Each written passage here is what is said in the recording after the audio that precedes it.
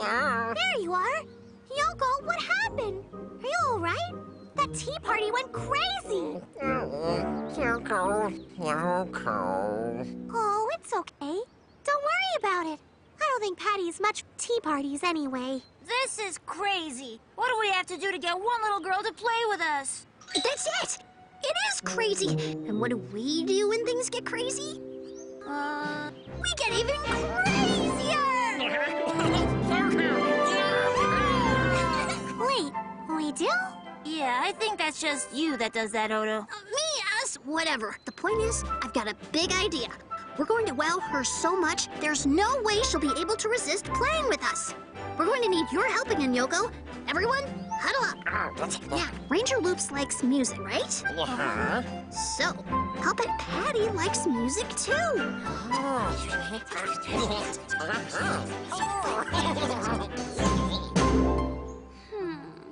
Hello, Patty. Yes, Patty, I'm talking to you. We tried all day to get you to play. Now here's what we're gonna do. Miss Patty Loops, oh Patty Loops, we've tried all day to play, but everything that we suggest.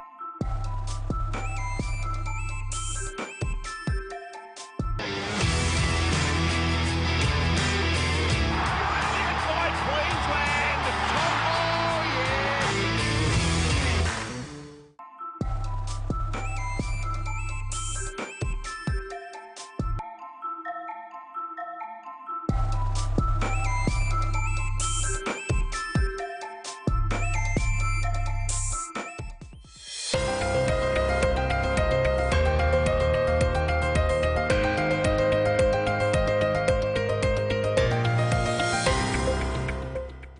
Hello and welcome. I'm Jasmine Irojak with the Midday News. Following a National Executive Council meeting yesterday, Prime Minister James Marape affirmed that the government remains steadfast and undeterred by the opposition's vote of no confidence motion. He confirmed having a full cabinet yesterday at the NEC with the government business for the 2 weeks of Parliament session, which starts next Tuesday. He added that he is not deterred by the vote of no confidence, again reiterating his stance on the Prime Minister's office not being his birthright.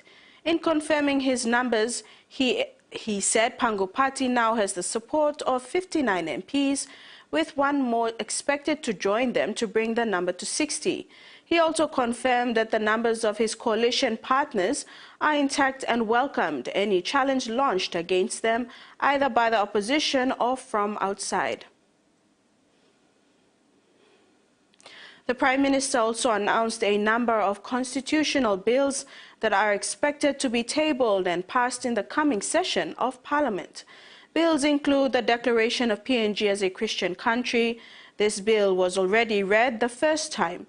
The second and final readings of the bill will be done in this session. The opposition voted against declaring PNG a Christian country in the first reading in the last sitting of Parliament.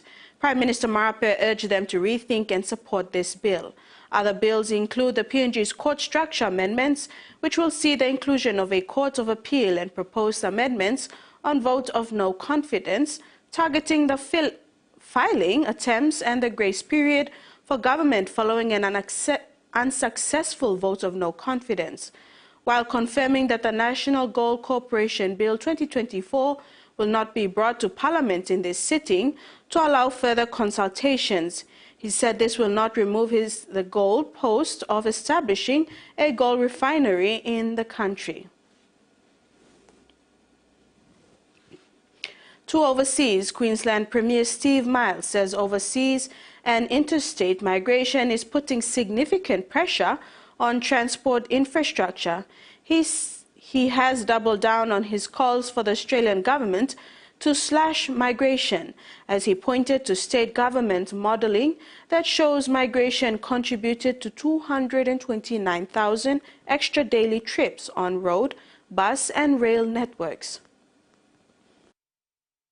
Parliament looking for more money to manage population growth. And we need support with infrastructure, with our transport. We are having a lot of growth here in South East Queensland. We're having a lot of growth in Ipswich. The Premier says one factor contributing to growth is interstate and overseas migration. As a commuter myself, I know the traffic's been getting worse.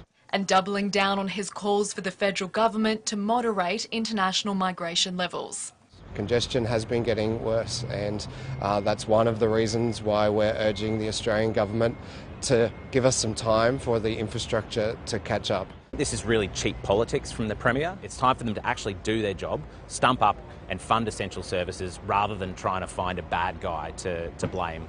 The government pointing to modelling that says since 2019 there's been a significant increase in trips on Queensland's roads, public transport and active networks by net overseas and interstate migration.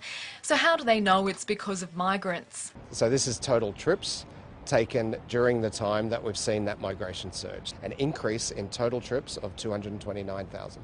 I am not as convinced of those figures as if we had done some of these studies in different ways. Mr Miles wants to slow the migration rate but says it's not about migrants. They are very, very welcome here, and I don't blame them for wanting to move here. This is simply about saying that the population is growing at a rate faster than we can build houses and deliver the infrastructure that we need.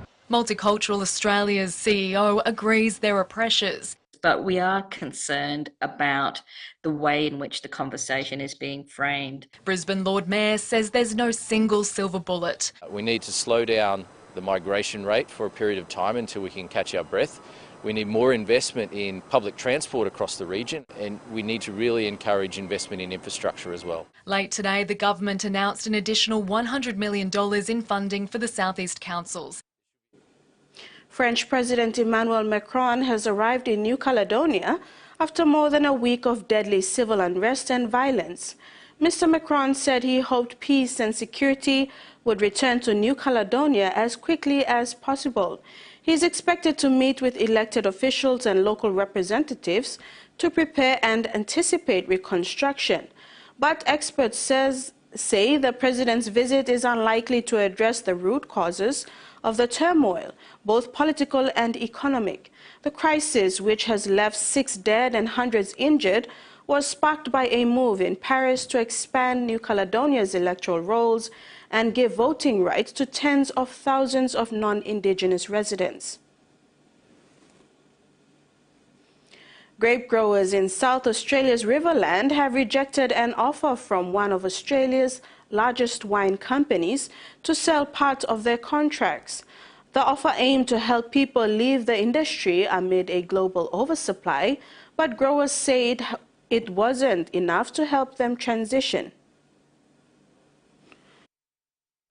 Hundreds of growers gathered near Barmera with the future of their industry in the Riverland on the agenda. They voted almost unanimously to reject a proposal from multinational company Accolade Wines. So we're not happy with them because what they're offering us, that's the mean offering, they are start to playing with us. The proposal would have allowed growers to sell part of their red wine contracts for $4,000 a hectare, reduce contract lengths and cut the volume of grapes Accolade accepts by 20%. $4,000 is nothing. What do you do with the $4,000? Even that's the cost only, we not cover the cost even to pull the grapes. And I think the vote last night offered just a little bit of security back into the region. The growers make up the near-century-old cooperative, which acknowledges the frayed relationship between growers and Accolade will need to be rebuilt. We need to offer value to our major customer, which is Accolade Wines, and we've done that in the past, and I can see how we can do that in the future. Accolade Wines is yet to comment on the decision. The 540 plus members of the cooperative supply about 10% of Australia's wine grapes. Now the industry is banking on financial support from governments to address the oversupply, with more than 500 million litres of red wine in storage. It's an industry at a crossroads. In sports, the PNG boxing national team has settled in Bangkok, preparing for the Olympic qualifier that begins tomorrow.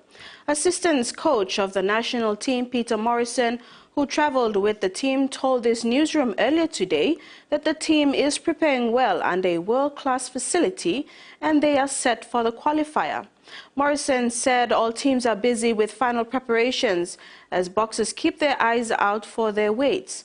Team PNG is in good mental space and ready to perform. 4 PNG national boxers will take the ring in the qualifying tournament. John Ume, 65.5 kg, Alan Oike, 55 kg, Kendo Stevens, 71 kg, and female fighter Sheila Yama, 66 kg. And that ends the news update. Join us at 6 for more.